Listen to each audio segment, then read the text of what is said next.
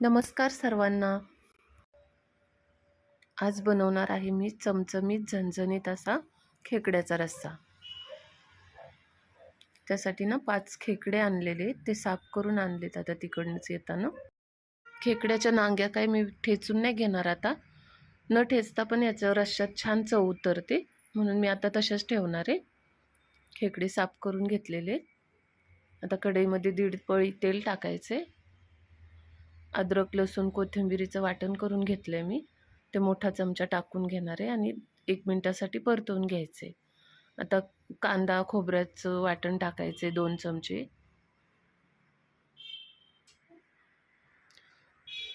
आता ते पण छान परतवून घ्यायचे. 1 टोमॅटो मी किसून घेतलाय, तो टाकायचा आहे आणि वाटण छान परतवून घ्यायचे. आता मसाले टाकून घ्यायचे. 1.5 चमचा घरगुती मसाला टाकायचा आहे. अर्धा चमचा लाल तिखट टाकायचं आहे. अर्धा चमचा गरम मसाला टाकायचा आहे. 1 चमचा धना पावडर टाकायची आणि अर्धा चमचा हळद टाकायची. ते स्किप झालं आहे व्हिडिओमधून.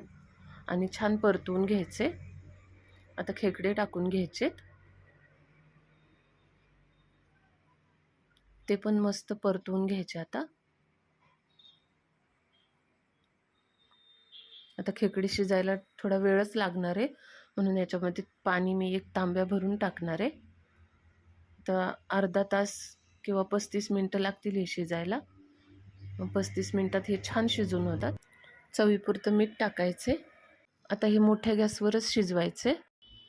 आणि आता उकळी आली याला.